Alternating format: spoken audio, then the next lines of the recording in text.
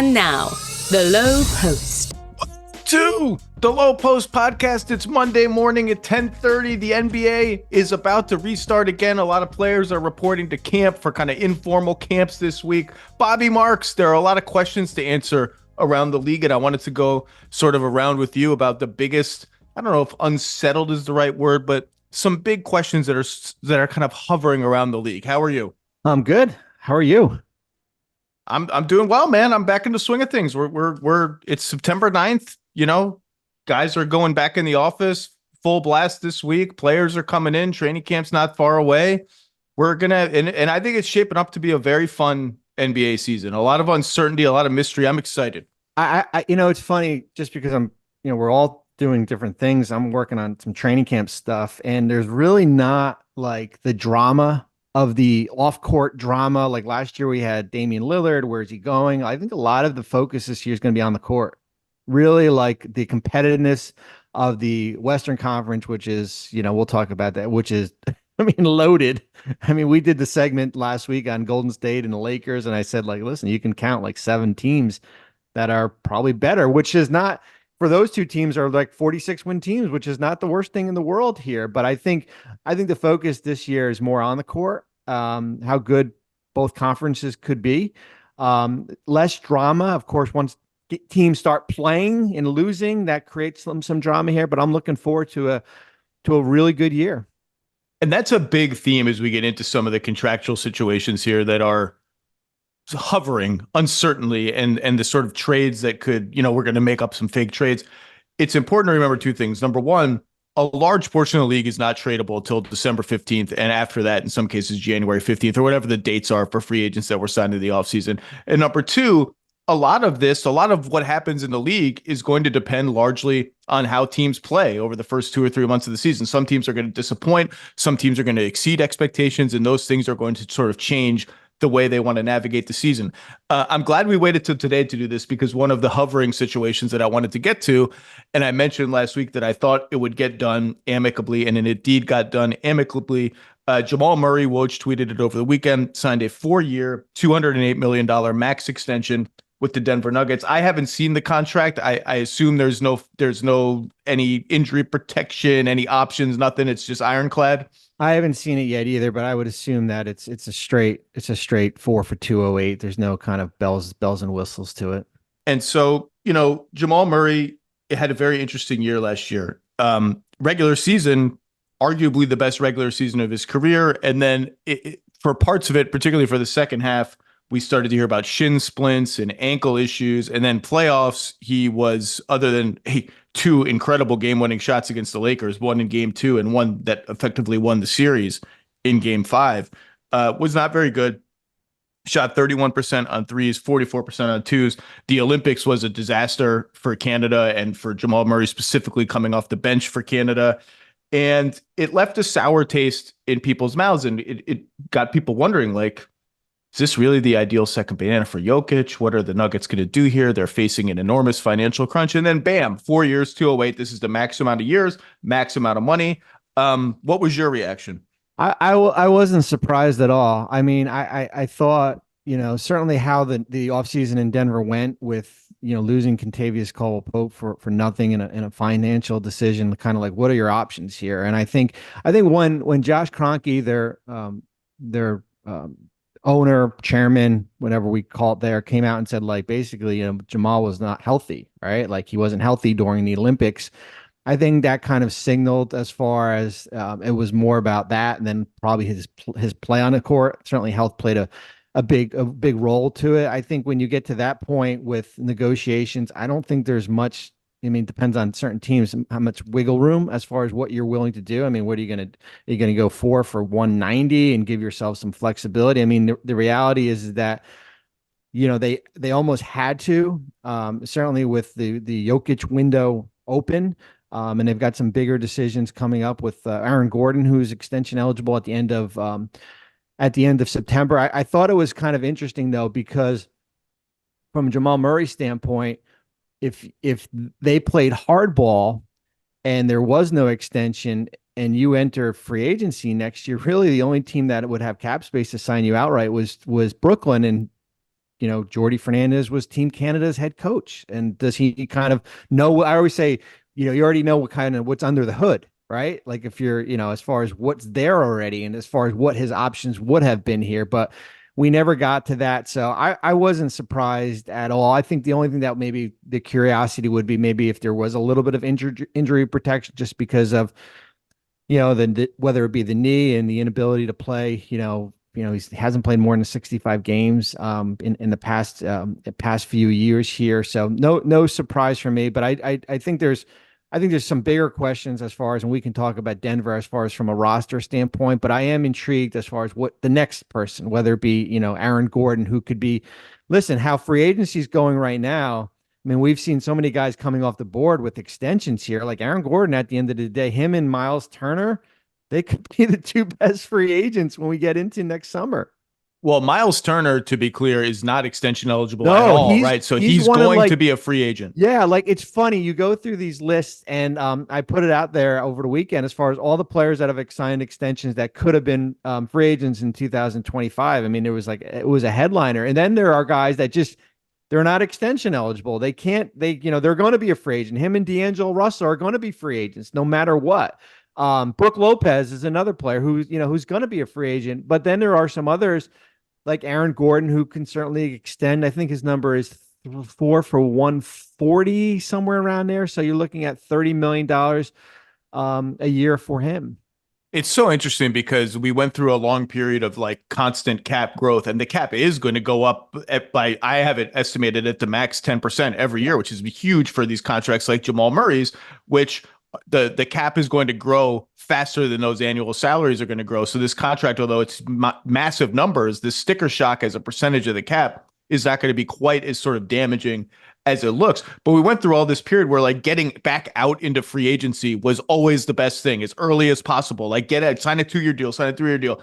And now for some of these, like these guys would probably like to be able to sign extensions because an unrestricted free agency, if your own team decides, I mean, we saw this with Tyus Jones. If your own team decides, hey, you're not part of our future, there's just not going to be much out there for some of these guys. We'll talk more about that. You mentioned Brooklyn, by the way. Look, I don't know if you've been on Instagram, Bobby. Brooklyn's number one priority is they got to work out this max extension for Ben Simmons, like ASAP. If you've been forget Jamal Murray. Brooklyn has such a random collection of players, including two guys that are kind of sneaky extension candidates, Cam Thomas and Day'Ron Sharpe, but we're not going to talk about them. They're my next team. They're in my next team to write, though. But that is. Oh, good luck with that. Can you just write a sad face? Just write a sad face or a picture of.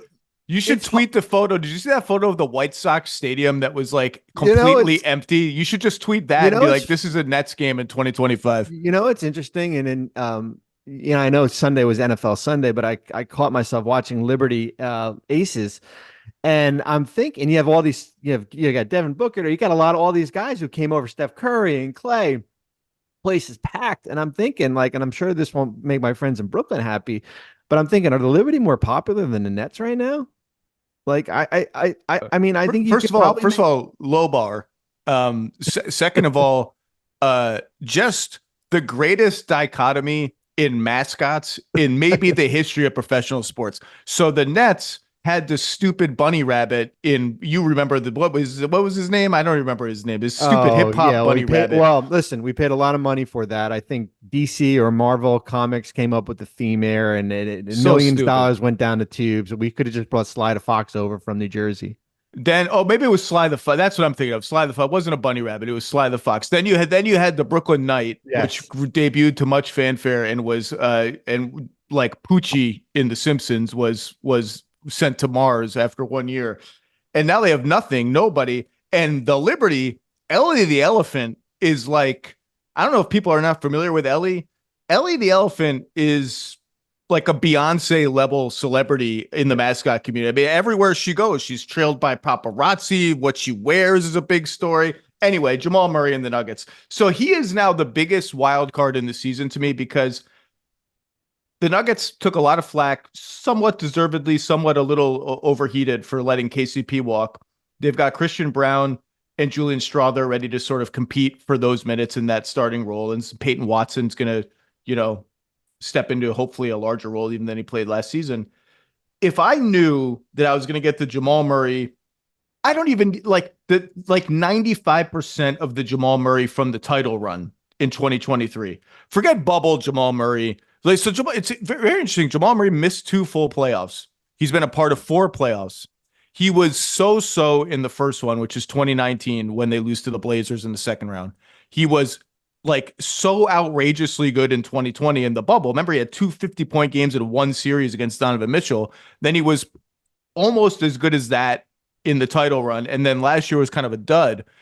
And he missed 21 and 22 with injury. If I knew I was getting 95% of 2023 playoff Jamal Murray, and by the way, he's 27 years old. This is his 9th season. He's still just 27 years old. I think I would pick Denver to make the finals, despite all the hullabaloo about what they lost in the offseason. Are their owners being cheap? What's going on? You can plug guys into that KCP spot.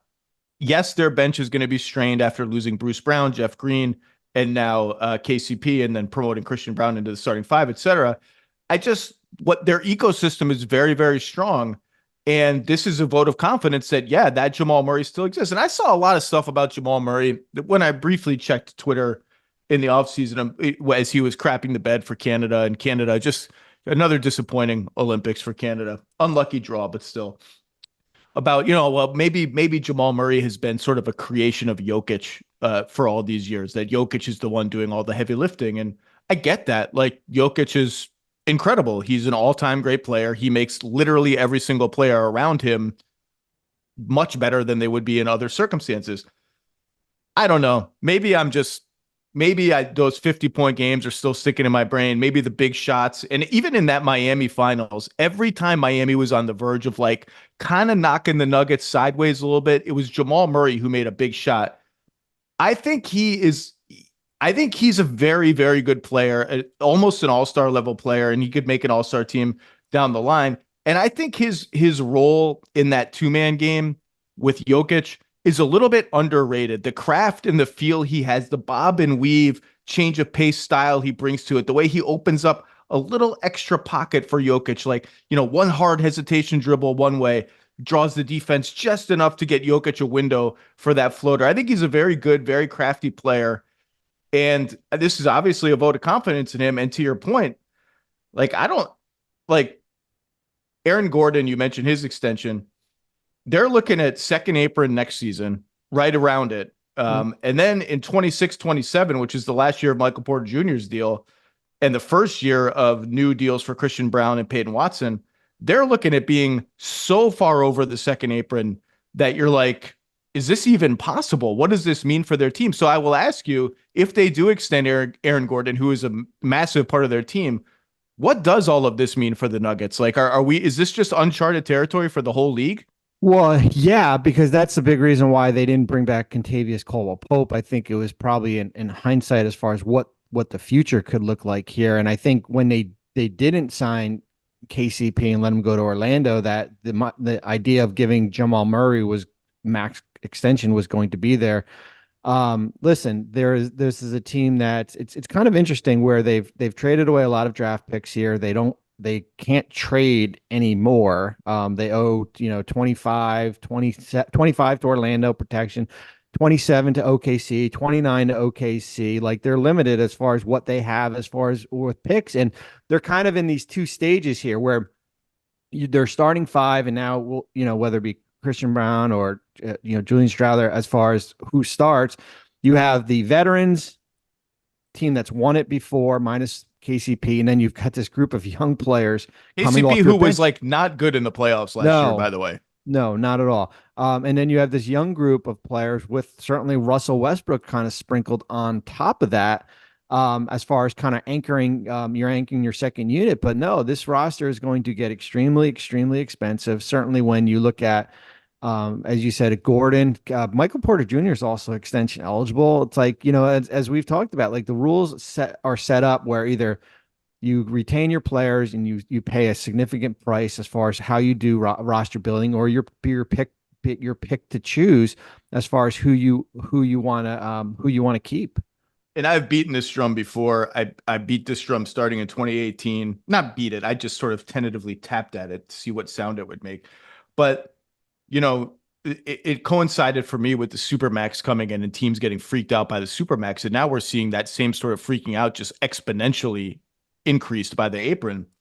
I do continue to wonder whether there should be some tax break / apron break when you re-sign your own players to contracts that are, you could just make it max if it's just max contracts, because the Nuggets have put a lot of equity into Jamal Murray, Michael Porter Jr., and obviously Jokic you're going to pay forever at the highest rate possible. Like, should they really have to shed one of those guys to keep Aaron Gordon? They're already shedding KCP. You could make an argument that KCP moving on is not that much of an anomaly given his age, and it hurts, but his age, his decline in the playoffs, the replacements waiting in the wings, like you could rationalize that in non-financial terms in some ways. I don't know. I continue to wonder, Boston is obviously going to face the same question in a year. I mean, there's just no way that all of these dudes are on the Celtics in 25, 26. You've in Tim Bontemps wrote about it. It's a $500 million to keep that team together. It's not going to happen. I mean, listen, Phoenix is another team that's going to blow through the roof as far as next. I mean, they already are, but next season when they're a repeater tax. And I think going back to your point, like, it's funny because if let's say Christian Brown starts and he has a really good year, like he's extension eligible next year, and then so here are three players with Brown, Strouder, and Watson, three guys not picked in the lottery, right? Like they did a good job drafting as far as finding guys in the 20s, finding. Well, we'll see. I mean, This is the year we're going to see on how good of a job they did. You're like, I know last year you had Justin Holiday on the roster, and certainly, Michael Malone kind of picked and choose as certainly prioritized veterans. Like they don't have the choice this year. Like they're forced to, in a good way, forced to play their younger players here.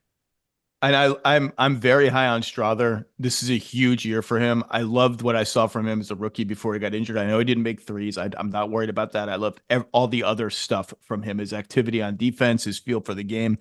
And Watson, it's just a matter of like, are they going to trust his shot when it matters? Because if they don't trust his shot, we're going to see him yanked from the rotation like we did in the Minnesota series, which, by the way, Denver almost won the Minnesota series. I keep reminding people of this because it felt like such a disappointment. Just as an aside, I mentioned that I might pick Denver to win the West. I'm not going to make my picks till next month. It's just because I have questions about almost every other team other than Oklahoma City, who I think is going to run away with the number 1 seed. And Adam Morris of DNVR Sports made this point on the pod a couple months ago, and I think it's a great point. The Hartenstein signing for Oklahoma City is not just a sort of catch-all cure for some of their weaknesses, which it is, rebounding, size, all of that. It is a great stylistic matchup for the Nuggets. It allows them to mimic what the Wolves have done to the Nuggets, which is put a rim protector on Aaron Gordon, so that could be Chet Holmgren, and put a big body like Towns and now Hartenstein on Jokic and just sort of have the rover off of Aaron Gordon. I think that was a very good point. I just wanted to mention that. I have nothing else to say about Jamal Murray. Well, it was going to happen. It had to happen. It's a big year for him. It's a big year for the Nuggets. And I don't know, any closing thoughts on that? No, I mean, listen, I think as far as the rest of the roster, I mean, the only one thing that would concern me a little bit, and certainly we touched about shooting and some of the younger players, is certainly the front court size. As far as you lost Deron Holmes to an injury for the year, and now you have Jokic plays a lot of minutes in the summer. All right, he goes deep, they're in the bronze with Serbia, and now you have Zeke Naji and DeAndre Jordan as kind of your backup bigs here. You would sign Dario Saric also here. I think that would be a little bit of a concern for me as far as, Jokic plays a lot of minutes as far as what your depth is, as far as what your front court. It's doubly going to be a concern because they are keenly aware of their 3-point shooting numbers. I wrote about this before the break. Denver was last in 3-point rate last season. They lost. KCP was actually just a mid-volume 3-point shooter, but he leaves in free agency. Christian Brown, attempt-wise, not that far from KCP. Accuracy-wise and the attention he gets from defenses, not on his level, not yet anyway. And then you introduce Russ, who is the worst high-volume 3-point shooter in NBA history and probably just needs to never shoot them other than open corner threes. I wrote this. I said this. Kevin Pelton put stuff in the piece to back it up statistically. there's a threshold somewhere where if you're X percentage below the league average in 3-point rate, it almost doesn't even matter all the other good stuff you do. Offensive rebounding, your proficiency on floaters, your transition efficiency, your free throw rate, which by the way has not been good for Denver. And that's one of the reasons they're hopeful that Russ might be able to sort of engineer some free throws for them. If you're too far below that threshold, you just can't win. You can't win 4 playoff series. The math is just an uphill battle every single time to a point that becomes untenable. They're close to that. And one of the reasons that touches on their size is one of the cures for that might be, can we squeeze in a few extra minutes with Michael Porter Jr. at the 4, which means no Aaron Gordon for just a few extra minutes. Aaron Gordon's too valuable to do anything else, but just a few extra minutes. But is that lineup viable? It's just too small. You mentioned Saric. Like, one of the reasons they're going to be close to the apron next year is they gave Saric and Russ these player options where I don't really know who was competing against them for player options. Like, Saric got a 5-point-something million player, and I like Dario Saric. He's a good player. He played well for Croatia this summer. But anyway, enough Nuggets. Yeah, I mean, listen, the player option, certainly when you're signing a player like Westbrook to the veteran minimum contract, and then you tack on a player option there. I mean, teams like Phoenix and Miami, they paid the price for that, right? I mean, like, that's for a team that's cost conscious. It's not smart business. Second big hovering question, and one of the more interesting ones, is Julius Randle with the Knicks. Yeah. Julius Randle is in the he has a player option for 25-26. The assumption is he will turn that down. In which case he's essentially an expiring contract at $28.9 million. The Knicks, he's a 2-time All-NBA player. The Knicks kind of reinvented themselves last year as Jalen Brunson's team, and then reinvented themselves twice over by acquiring OG Anunoby and Mikal Bridges and sort of beefing up on wings / small ball forwards in OG Anunoby's case, which has raised a lot of questions about what is Julius Randle's fit on this team. He can kind of be a laborious holder of the ball dominant player, pound it. Now he's quite good at that. He draws help. He's a good passer. And I think last year he actually didn't get enough credit for recalibrating his game a little bit, not like a wholesale change, but to fit next to Brunson. He was a more willing and faster passer. He handled the ball in more pick and rolls, including inverted pick and rolls with Brunson as the screener, a way to sort of activate him as something other than a spot up shooter around Brunson. He would even, he kind of rushed in transition. He would cut in transition. He activated himself and is a very good player, but the fit questions still remain. New York is facing apron issues, even with Jalen Brunson's sort of discount extension. And this is kind of one of the big looming questions in the league right now. Julius Randle is extension eligible. There has not been an extension. I don't know about you, but I don't expect there to be an extension, just because the Knicks have to be very careful with their finances, and they need to figure out what is the right way to use this salary slot that Jalen Brunson has gifted us. Jalen Brunson gifted us the ability to turn Julius Randle's salary slot into something. Maybe the answer may end up being just letting him walk in free agency and reconfiguring the team in other ways. But I don't think an extension's coming. You tell me if you disagree. And then the next question is, if an extension is not coming, A, what's his role on the team? And B, is there a realistic trade for him that brings back stuff that can help the Knicks win this year? Because they're not dumping him for just rebuilding stuff. They're not dumping him just for salary relief, which they don't really need. He's an expiring. Is there a realistic trade out there? Let me tell you, Bobby Marks, it's not that easy. But do you disagree with me about the extension? Do you expect an extension for Julius Randle? I don't. He's been eligible since early August for 181. He would be he would top the $40 million mark, which is a rarity in New York. I think Anunoby is the only one, and that's for next year. I look at the Randle situation, and I was on a podcast earlier, right when he was extension eligible, and I said, listen, if New York came to him and offered 3 for like 100 and change, I think if you were Julius Randle, you should consider that. And people went crazy. Like, he's a 2-time All-NBA player. And for my reasoning was, like, the market plays a big role as far as determining, like, Julius Randle is a really good player. And as you said, he's a 2-time All-NBA player, but the market plays a huge role as far as what determines a player's salary here. I look at it as a player that's had surgery the last 2 years, the most recent, a serious injury to his shoulder that cost him the whole year, since January here. I look at the market of, okay, who is New York competing against out there next offseason? Brooklyn. Is Brooklyn willing to spend $40 million on Julius Randle? Is the Wizards another team? We wrote about it a month ago about the 2025 offseason, like cap space, the shrinking market of cap space. It's just not there. So if it's either going to be in New York on an extension, or maybe a new contract, or maybe it's, what Josh Hart did, where you're opting into that deal, and you would have to do this by October 21st. You opt in, and then you extend off that. Now that's interesting. Where you get a little more of breathing room next year, right? When some of these numbers start to go, and then the Randall number doesn't kick in until 2026, 27.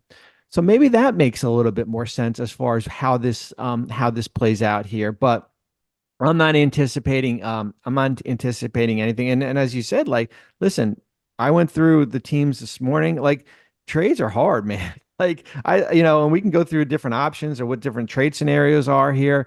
But I do think this kind of plays out. And I think certainly maybe when we get to camp in a few weeks, and when we get that October 21st date, that maybe, could be maybe more of a pressing deadline here. And if not, then it's, you can maybe work out something during the year if you decline that option. It's interesting. The extension, the opt-in and extend is interesting. But one of the reasons I would bet against it is I think the Knicks are just like, we need to see what this team is. We need to see how it all fits together. And maybe in seeing that, we discover we absolutely need Julius Randle's offense. We need his ability to create shots. We missed it in the playoffs last year against Indiana. And it turns out Mikal Bridges as a secondary playmaker still isn't quite enough off the dribble juice for our team. And OG Anunoby as a tertiary playmaker is not quite enough juice for our team. And Josh Hart doing crazy stuff in transition, which always seems to work out somehow. Josh Hart's the ultimate no, yes player in the NBA, including the huge three he had against Philly in that playoff series. Turns out none of that is enough. We need Julius Randle, or it could turn out like this construction of the team with Brunson and a bunch of wings and a center is absolutely perfect. And Julius Randle would be ideal as a sixth man for us, but he's too qualified for that. And we need to flip him and get other stuff. They could figure that out too. So let's do some fake trades. Are you ready? Yeah. Here are the challenges. So Julius Randle makes $28.9 million. The Knicks either have to take back exactly $28.9 million or less. They cannot take back more money, correct?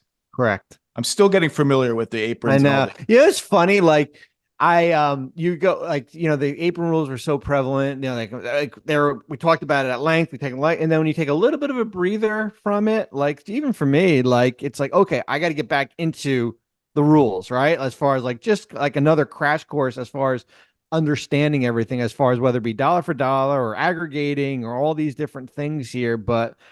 Yeah, that's the challenge as far as a New York team that's $7 million below the second apron that was triggered already. They're over the first apron, and now you're looking at dollar for dollar on anything that you're taking back. So step one for me was look for teams that are in win now, theoretically at least in win now mode, are kind of hurting after the events of last season or the offseason. Have some chips to play and might use them on just like, let's just take a talent play on Julius Randle. The two teams that really qualified for that for me were the Clippers and the Heat. And I just couldn't find any deals that made any sense given, do you want another ball pounder next to Kawhi and James Harden and Bam and Jimmy? I just didn't find anything that made sense. Then I went to worse teams, and there are some deals that make sense. You want to go through some of them? Yeah, let's go. Well, do you have any you want to nominate? Why don't you go? You could nominate one. Like the rules are so hard. Like I came up with like, and I know that both these.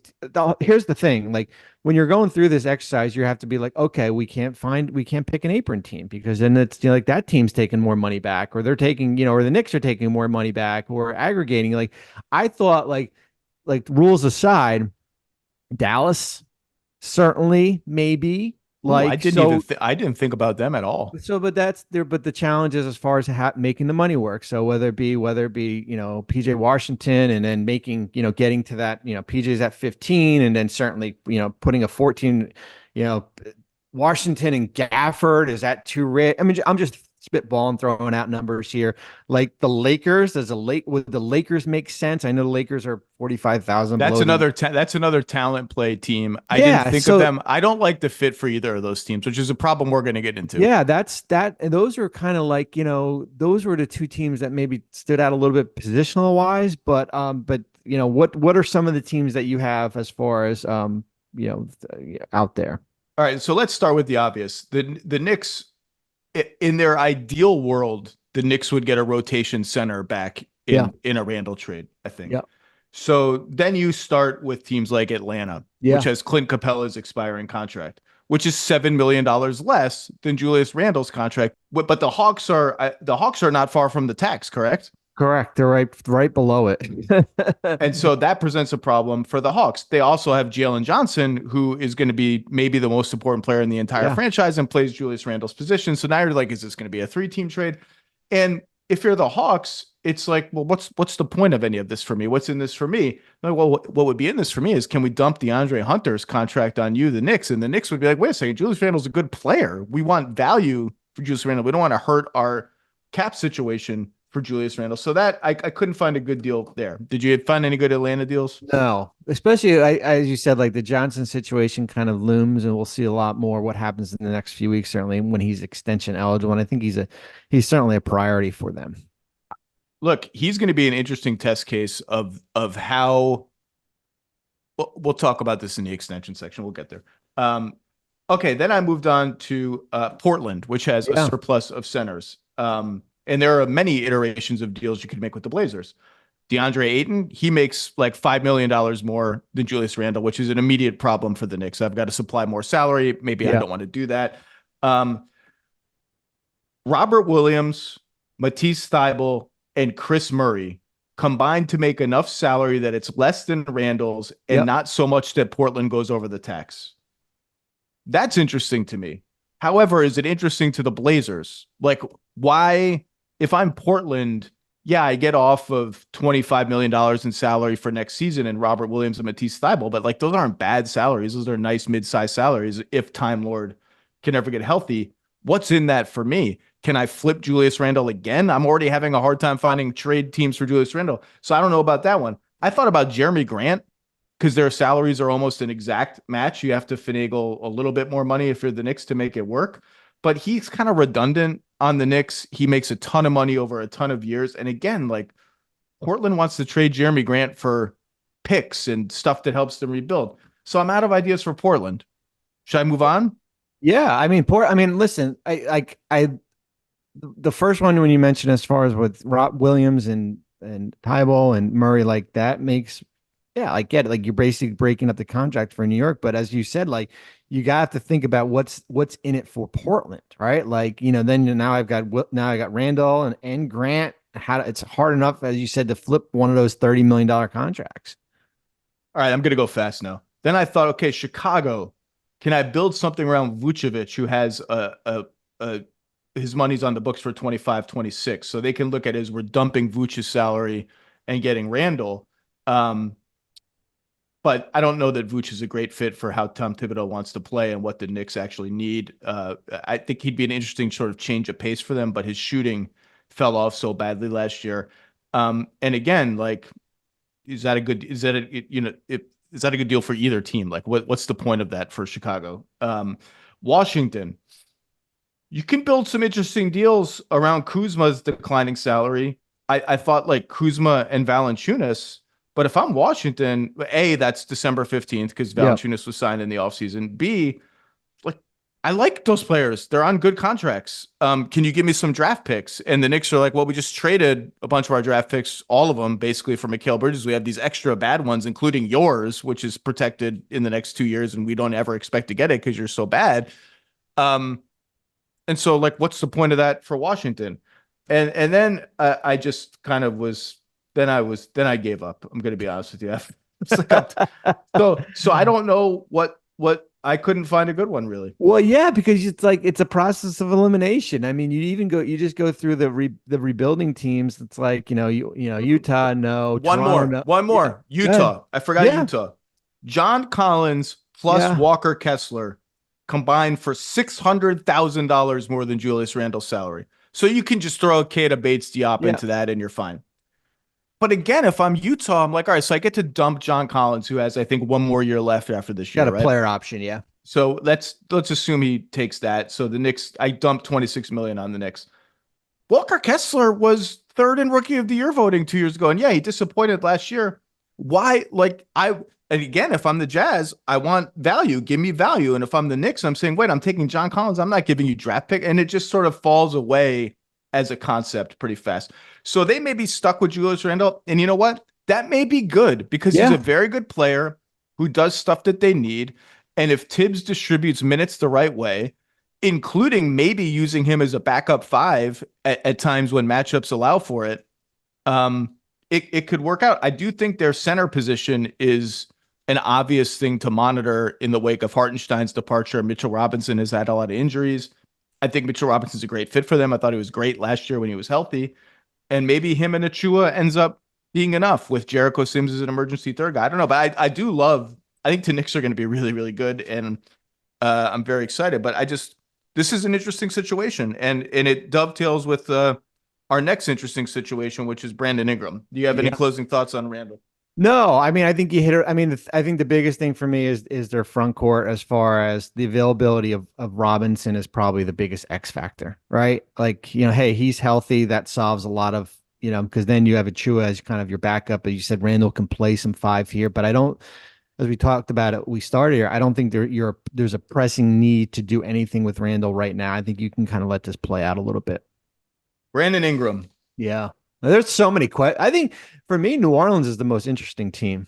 There's so many different ways we can go with them, as far as, but I think Ingram is certainly that's probably the biggest story. One of the biggest storylines is certainly in the league here. No question.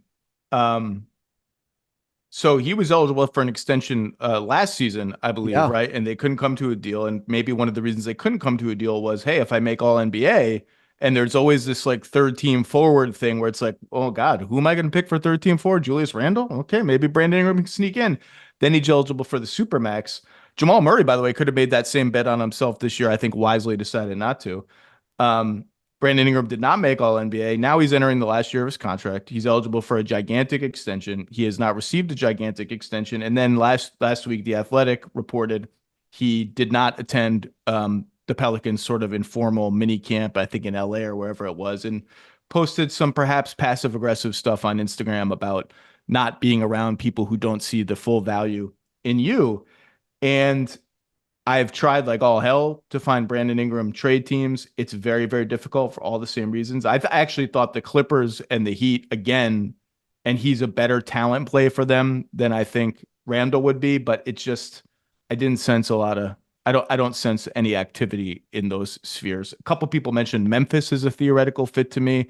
I don't love it, and I don't think the Grizzlies love it either. And it's interesting. I was thinking about this. You remember what David Falk, super agent David Falk, remember what he said about the max contract when they created the max contract? What did he say? He said it was ultimately going to be, I'm paraphrasing, and forgive me, David Falk, if I'm a little off paraphrasing, but I remember him essentially saying like, this is going to be bad for teams. Now he's obviously making a pro labor argument, right? Like when you represent the best players, a max contract is going to suppress their earnings. So take that for what it's worth. So this is going to be bad for teams because the best player or the second best player on every team is going to demand the max, and the teams are just going to give it to them because that's what happens. And you're going to be hamstrung with these players who are on max contracts, but are like the 28th best player in the league. And I wonder, as we talk about Julius Randle and as we talk about Brandon Ingram, if that is one thing that the second apron is going to self-correct, is that these are the players, not the mid-sized salary guys. Like everyone always worries about the middle class of the NBA. Every change in the CBA, the middle class is going to get killed. And there are cases like Tyus Jones where just it's a perfect storm of crap and their contract situation goes to and they end up taking the minimum. The middle class ends up doing pretty well most of the time. some of that is teams retain their own players to trade them, like we saw with KJ Martin, which, by the way, is a deal that I think the league looked at as like, what happened with this deal? Valanciunas, Rashawn Holmes, mid-sized contracts are valuable as trade chips. Maybe it's these kind of guys when teams are so scared of the second Abram, the Ingrams and the Randles, that end up having the most difficult time. I have no idea what's going to happen here. Absolutely none. Well, I mean, I think if you're Brandon Ingram, that you're looking at what Jamal Murray just got, and you're thinking, wait a minute, 4 for 208 that's my number, right? That's the most he can get in an extension here. Why am I not getting that number here? And I think if you're the Pelicans, you're looking at it like, okay, we've committed to Zion, we traded for DeJounte Murray, and we still have CJ McCollum left on a pretty good number, and we've got Trey Murphy, who's a rookie extension eligible, which is another big storyline for. So, is there a compromise that we can reach here? And it's similar to Ingram, like, okay, he could, and maybe in different circumstances, he probably is a max player, but what's the market for him? Right? What's the market for him in 2025? We talked about Brooklyn really as the only. Would Brooklyn come in and give him $40 million a year, $45 million a year based on their timeline here? And you're right. It's like when you create an illusion as far as when we use the word max, as far as what certain players think what they are. And the middle class, I think with this CBA benefits a lot. Like we saw TJ McConnell get an extension here. There's those guys, those like 12 to 30, you're kind of pegged. Like sixth man gets a certain number here. Your third best player is at a certain number here. And it is fascinating as far as, and then you get what you mentioned, what happened last week. Does the Ingram situation present a distraction when training camp happens in 3 weeks? That's the biggest thing. And certainly, and that will continually hang over their heads. Like I thought, Cleveland could have been a potential fit, certainly before they extended, Jared Allen, who's not, eligible to be traded because he signed that extension. But what does Cleveland do with Ingram when they already got Mobley on a max and Mitchell on a max and Garland on a max and stuff like that? So it does present a challenge as far as finding him a new home if there's no deal reached. So I'm glad you brought up Cleveland, because that fake trade construction of Allen for Ingram, and you'd have to have other stuff around it. It seemed to get like traction and NBA talking heads and social media. I never really understood why Cleveland would do that. Yeah. Even if I could sit here and make the argument that Brandon Ingram 1-for-1 is a better basketball player than Jared Allen, he wants to make more money. We'll see if he makes more money. Like, I just don't really like, what is the point of having Garland, Mitchell, and Ingram? Now, if you're telling me that, like, well, then I can go trade Darius Garland and reorient my team that way. And okay, but that's like 3 or 4 steps, and it's a little bit more complicated than that. But I guess that could be the argument. Like, we trade Garland to wherever for other assets that fit better, and we have Donovan Mitchell as our point guard, maybe an Ingram on the wing. But I never loved that one, and I never since it got much traction. Maybe you're right. Maybe what happens here is the most rational situation, where they just come to an agreement on an extension that's south of the max and makes sense for the Pelicans. It makes sense for Ingram, but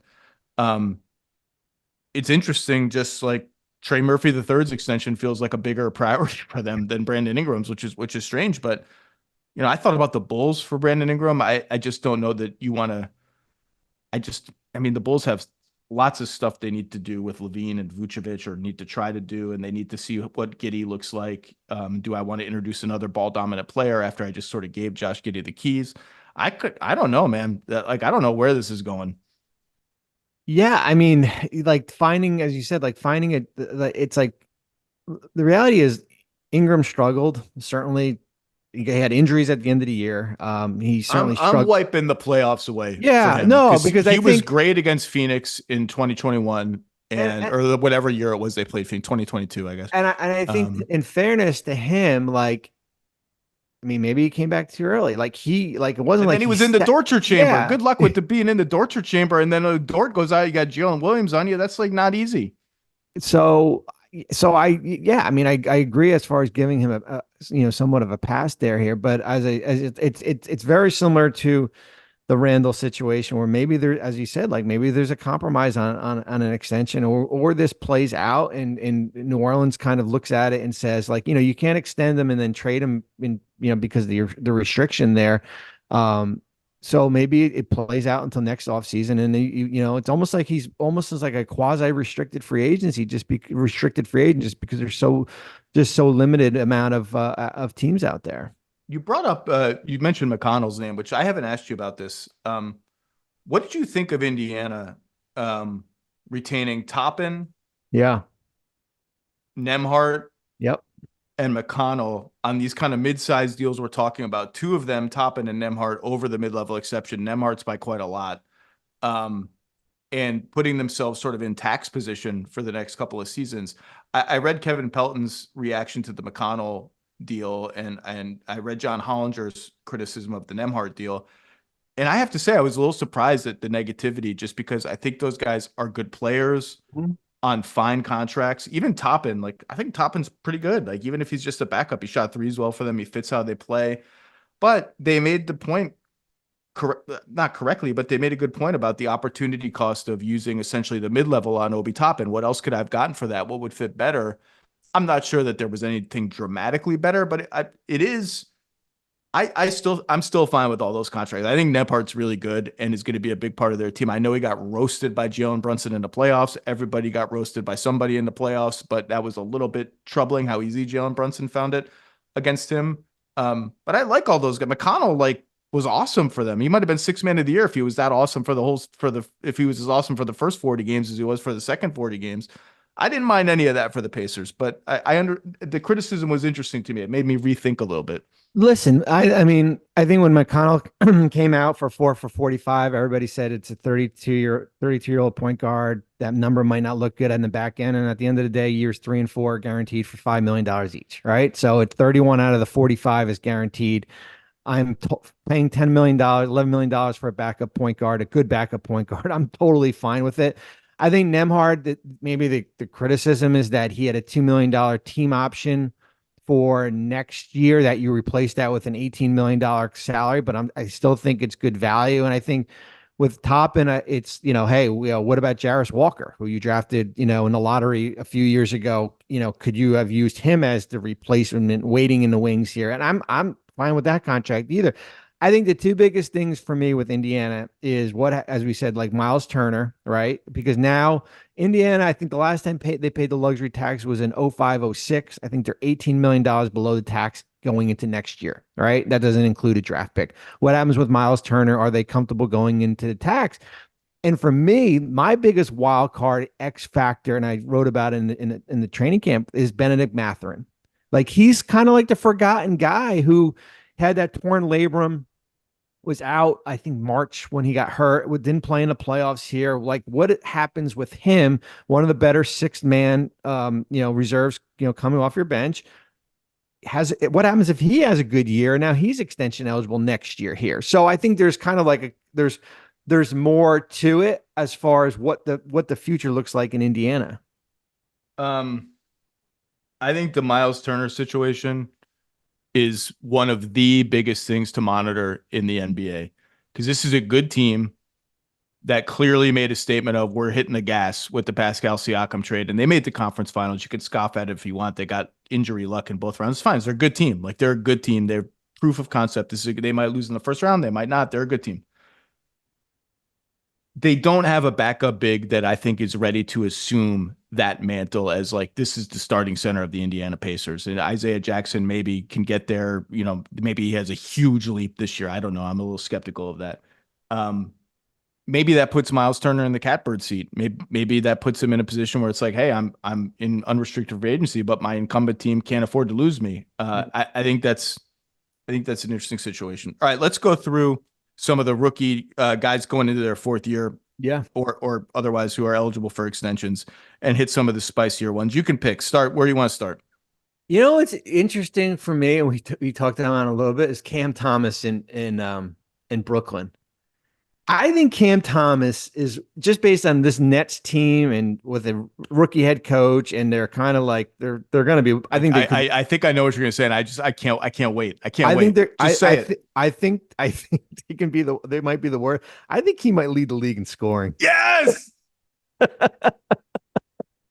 I think he's going to lead at least in shot attempts.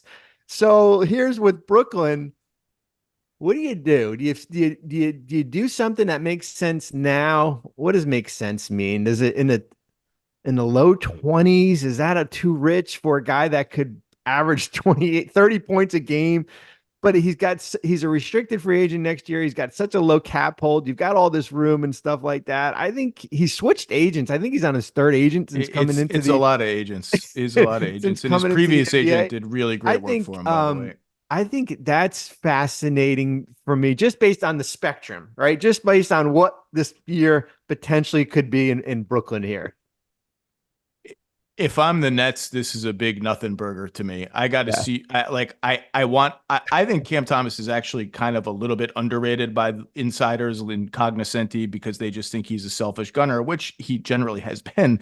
I think he can really make shots, and he passed it a little better last year. Defensively, there's a long way to go, but there's no reason for me as Brooklyn to with nobody having cap room other than me. Yeah. There's just no reason for me to do anything with any of these guys. Okay, pick another one. How about can I pick two and just pick one team? The two guys in Houston are pretty interesting to me. Jalen Green and Alperen Şengün. Yeah, it's funny. We get into this. Usually, how rookie extensions work is you're either a max guy, and here's the other thing too: rookie extensions, man.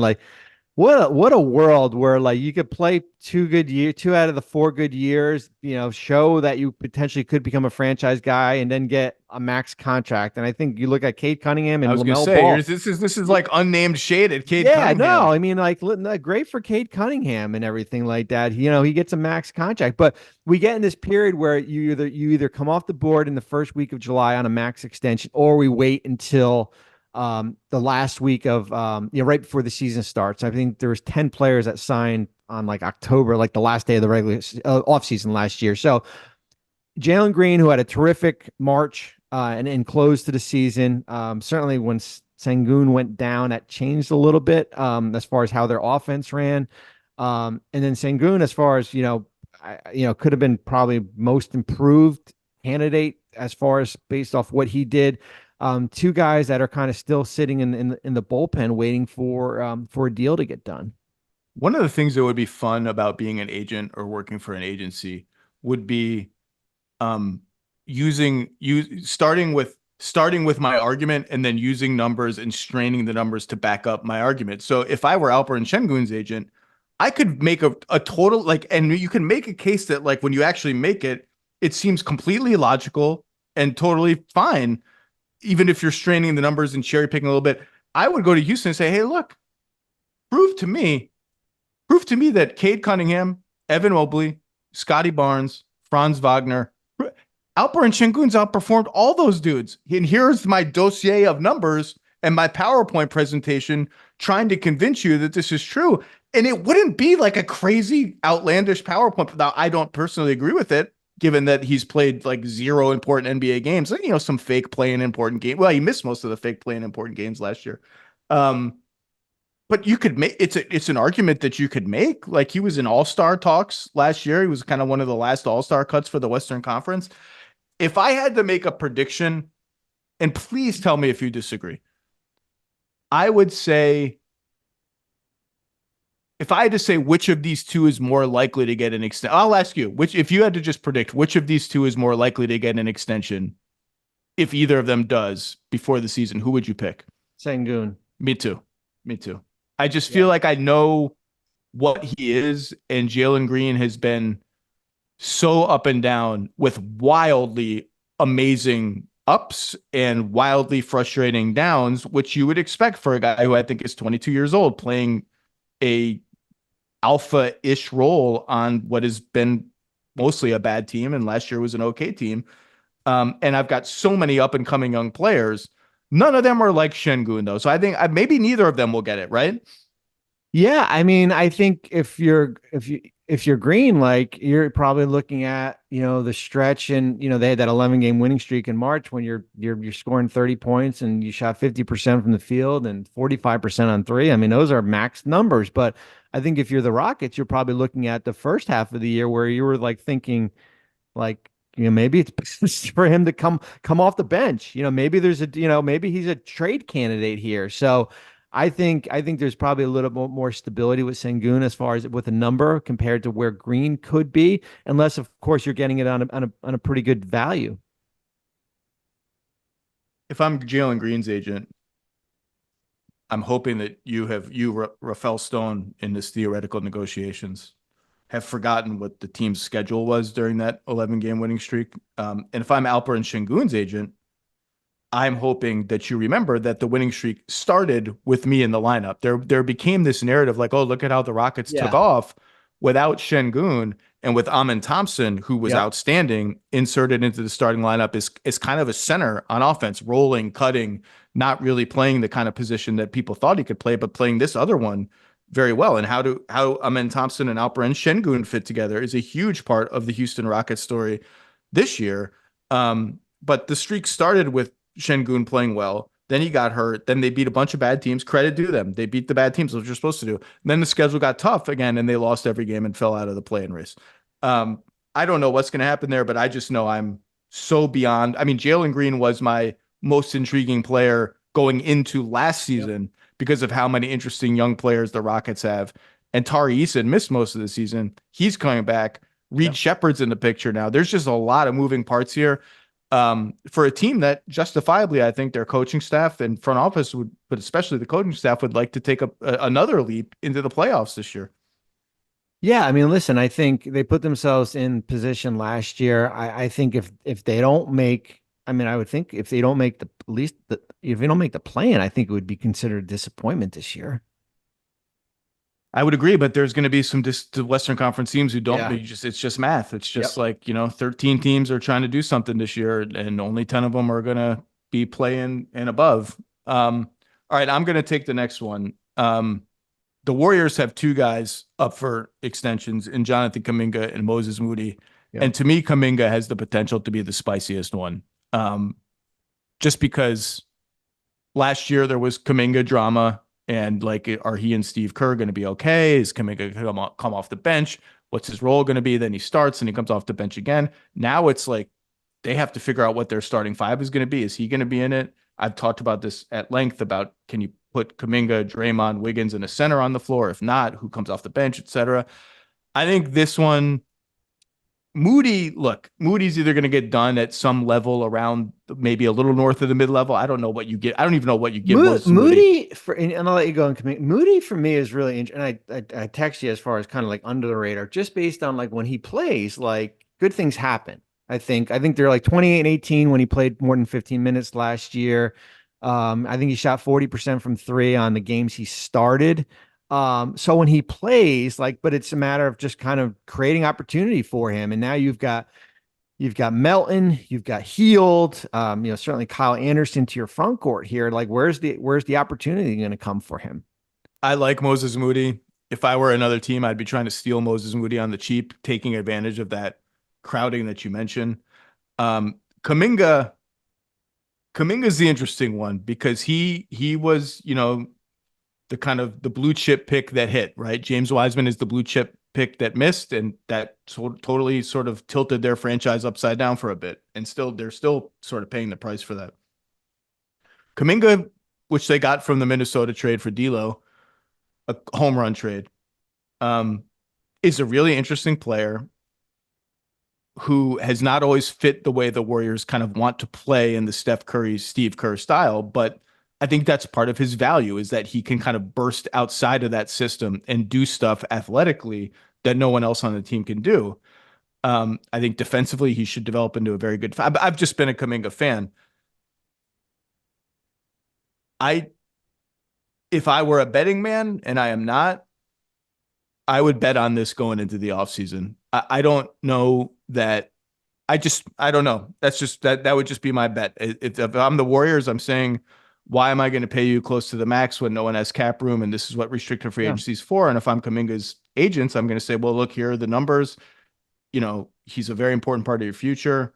He's the bridge, one of the bridges to the next era, along with Podziemski, who's years away from this discussion of extensions. Pay me X. And why it's interesting to me is because of how much, simmering drama there was. Not it got out into the public. There was articles about Kuminga and his role and his unhappiness with Steve Kerr. How if there is no deal, how does this go? Well, I mean, listen, I think for me, it's interesting that and I know they're two different players and it was two different times. I think what did Golden State learn from the Jordan Poole, a rookie extension here, where they basically, gave him a pretty nice contract, right? As far as where, and it could be determined it's probably one of the least favorable deals out there right now. I mean, it's not great. Better. It's not great. A little better last year towards the end with the Wizards here. So I think what you learned from that, I think, with Kuminga, I think there is a chance that what you would offer now for Kuminga. So let's say, if it's 30 in the 30s, that he could probably outplay that based off this year. I think and I think if you're Golden State, that's worth the risk. Like, okay, like fine, we'll pay you. You earned it. We'll pay you. We'll pay you $5+ million more than what we were per year than what we were willing to do in October. And I think that's the risk that you're willing to take because, as we said along, restricted free agency protects the team for something like that. I'm saying if I had to bet this, if I had to predict this, just know that some of these predictions are going to be wrong. And funny things happen in the 48 hours before the extension deadline. Well, like there are some deals you don't expect to happen, and then just someone moves a little bit, and there's a rush to get things done. Like that's what makes those 48 hours very interesting. I think what happened, is when you work with a deadline, you react differently here. And I think when somebody puts $130 million in front of you of guaranteed money over 5 years, 4 years, like that's hard to turn down. Like it really is. I think that's why we saw 14 players sign extensions last year. And there were certainly like Aaron Nesmith, like, we could say, oh, that's a great value deal right now. But when you're putting $40 million in front of a guy or Cole Anthony or some of these other players here, those are Josh Green is another one. It's hard. I'll never forget going to a Knicks preseason game last year and just talking to people on the baseline during warmups the day Devin Vassell signed his extension. Yeah. Or the news broke. And I was astonished that a couple of the people I was talking with were like, he probably could have got more if he played the season. And I'm like, dude, what?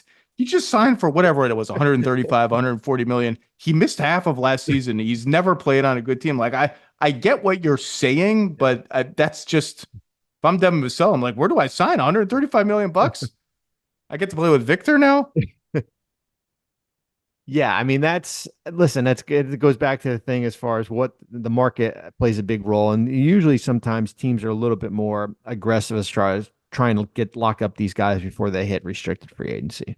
All right, I'm going to give you two that one I'm very surprised hasn't happened yet. And the other I'm just semi-surprised hasn't happened yet. I have no reporting on any of this. I just logically expect both to happen. Jalen Suggs and Josh Giddey. Suggs is the one where I just thought there's so much goodwill in Orlando. Everyone's so thrilled with how the team is developing. He seems pretty clearly this is just, I don't even know who Jalen Suggs' agent is off the top of my head, but it seems like if I were Jalen Suggs' agent, I couldn't with a straight face go in and be like, well, my guy's a max player. And yet he also seems like a very clearly, very valuable player overall into the Orlando Magic. A guy that I could just see settling in for some like 28 to 32 million per year, like a number that you just mentioned, and would be agreeable to everyone, a good culture guy, et cetera. So I'm a little surprised. Maybe it's just a deadline thing. That one surprises me a bit.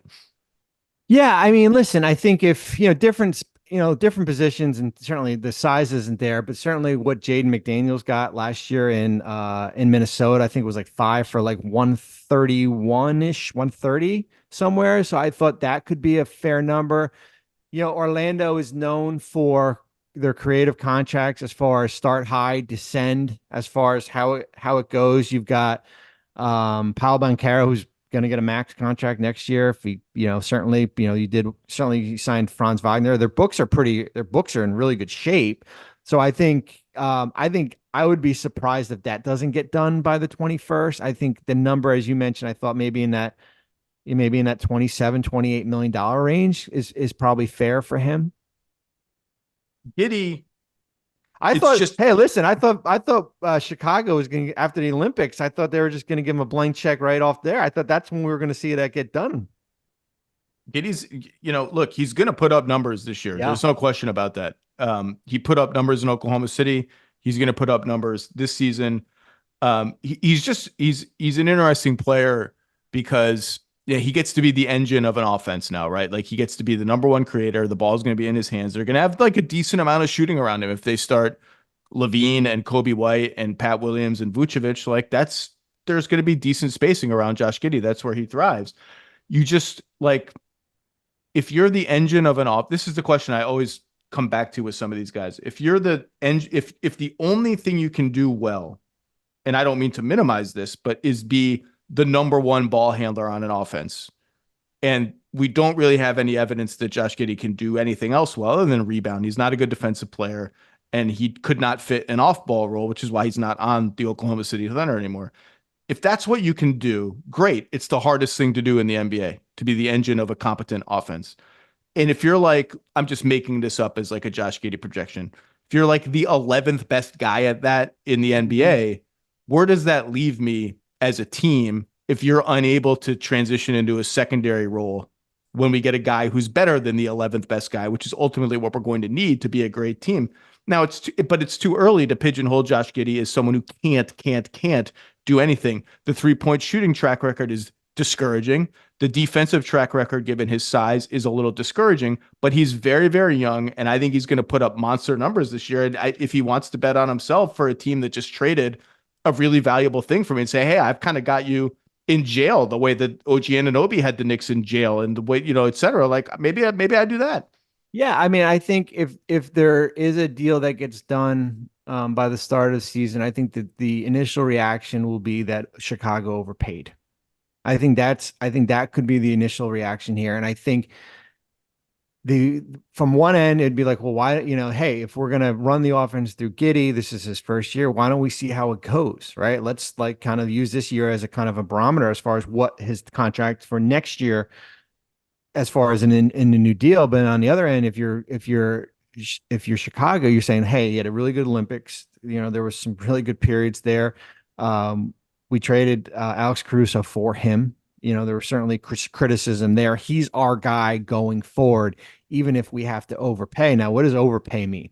Like that's the biggest thing. Are you paying $25 million? Somewhere like I don't know what that number is quite yet right now, but I do think if there is a deal that's going to be done, I think, as I said, like the reaction might be like, well, that's like, who are you bidding against? Like, it's almost like Patrick Williams, right? Like Patrick Williams signs for 5 for 90, 18.5. And it's like, well, who are we bidding against here? But not only that, you hard cap yourselves with Jalen Smith and you put the tax in play and you can't get back the good stuff for DeMar DeRozan because the Spurs come in and steal it. Yep.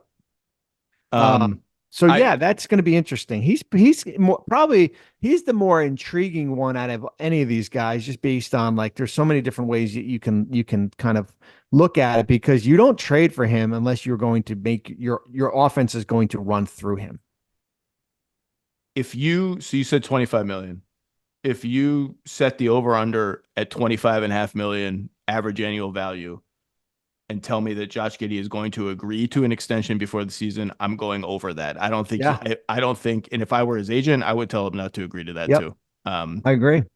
Especially, average starting point guard salary is like 29 million. Like that's the reality of it here. Then again, this is a gigantic amount of money either way. Other names that we won't get to now: Santi Aldama, Corey Kispert, Jalen Johnson we got to, and I think Terrence Mann is a sneaky veteran extension guy for the Clippers. I want to get two other kind of headliners that I don't think a lot of people understand that they're eligible for an extension because they're not sort of in this universe talked about. Joel Embiid is eligible for an extension in Philadelphia. Take us through what he's eligible for and what you've heard. Yeah, so he's eligible for 3 and 190, or he could opt into his contract and sign for 2 for 132. Um, by doing that, he would actually earn an extra $2 million here. I would be stunned if by the start of training camp, or or even before the start of the season, that he's eligible up until the 21st. I would expect a deal to get done with Embiid in the near future here. And I think it will certainly be at max money. Kevin Durant is also eligible for an extension, which seems like it came fast. But what's the numbers there, and what do we know? It's interesting with Durant, he's got 2 years left on his deal. He can extend for another year because of the over 38 rule. There's two ways to look at it. Does he play it out, not extend, and then now next year he's eligible to sign for 2 years, right? So he can get another year, more money there. However, and you know what the however part is, what happens if the wheels fall off this year there? And now you have Kevin Durant going into the last year of your contract. What is there? Is he a happy Kevin Durant here? So I think that's intriguing for me, just because he can get another bite of the apple if he waits another year. But I think certainly if you're extending for, $62-63 million, somewhere around there, I think if you're Phoenix, you're basically, it would be on the table for you, right? Here it is. It's just a matter of kind of what he wants to do. That's certainly a situation to monitor. I liked what they did in the offseason. I think they'll be better this year than they were last year. I think Bud's a very good coach. I think Frank Vogel's a very good coach. He just didn't fit there last year. Health is obviously going to be the question for them. The big three was not healthy for enough of last season, and wasn't good enough, frankly, when they were on the court together, particularly when you fold their regular season numbers and their playoff numbers together, and they got demolished by the Wolves in the playoffs. It's very underwhelming, Booker, Beal, Durant together. But I think the point guards that they signed, Tyus Jones, Monty Morris, will help. Another year of Royce O'Neal will help. They did some other nice fringe moves. That Mason Plumlee, I think, is a nice backup. Do they have the ceiling that they need to have, given what they invested in Kevin Durant? There's a universe in which they do, in which some of these Western Conference teams that are a little bit flawed or have some questions to answer, some new pieces to integrate, backslide or regress or whatever, but it's a tough road to hoe for Phoenix. All right. Bobby Marks, it's nice to be back. Yeah, I mean, we're getting there. We'll be ready to rock and roll in a couple weeks here, but as I said, this is kind of the exciting kind of little bit. Teams are still in that honeymoon period, and still you start playing practice, and nobody on paper looks good anymore. It's like teams get to actually see what they did over the summer and what works and what doesn't work. And I think it's going to be a really fun season when you look at the depth of the West. Oh man, in the East and the top of the East, in the middle of the East. We all focus on the top 3 or 4. That Cleveland, Indiana, Orlando group is really, really fun. And Miami's really like, hey, wait, what? What listen, what about us? Miami caught a lot of heat because they didn't do much in the offseason. But at the end of the day, the availability will determine where this team goes, right? The ability of Terry Rozier and Tyler Hero and Jimmy Butler. Certainly another guy, Jimmy Butler, extension guy, that kind of, we'll see what his reaction will be when we get to, the first day, media day and training camp and everything like that. That's one that can happen anytime during the season, right? It can, yes. Embiid and Durant have to happen between the 21st of October. Butler can happen during the year because he's got a player option. All right, Bobby Marks, what do we got coming out? You got training camp guys working on. What else? We got a training camp guy. You got a draft article coming out today. We got an article this week. I think Wednesday comes out. The gatekeepers of draft picks. We've got 5 teams that can basically control the next 7 years, with Brooklyn and Houston and San Antonio, Utah, OKC. 4 of those teams got 13 out of 30 picks in the first round here, just based on, it's kind of like a little bit of the perfect storm based on prior trades have kind of resulted in those teams controlling all these picks. I'll be interested to read that, sort of what happens, because you do run into this. Oklahoma City's already run into it. Of like, we literally just can't make all of these picks. We can't roster all of these players. Here's the big thing. And Brooklyn certainly has the most picks based on that Knicks trade. But at the end of the day, the team that probably has the most value quality is probably San Antonio. What San Antonio has been able to do with certainly those 2 Atlanta first, pick swap from the Hawks, and then they got the back end, whether it be pick swaps with Dallas, Sac, Minnesota. They got an unprotected first from the Dillingham trade. Like they got a Chicago protected first. They got a nice kitty of draft picks there. Well, and look, there's no sense repeating it. We're going to be asked versions of like, what's the most exciting storyline? What's the most intriguing player? Who's the most intriguing? Like the answer to all of those questions is Victor Wembanyama. Sure. Like we don't even have to say it very often. We're not going to say it enough. I don't know. I just don't. I am agog at everything that dude does. I was so impressed with how he played in the Olympics. He's the biggest story in basketball, if not for the championship picture this year, just in terms of what the league is going to look like for the next 10 years. It starts with him and everything else falls below that. All right, Bobby Marks, get back to work. Thank you for your time. I hope to see you soon, bud. Thanks, Zach. Appreciate it.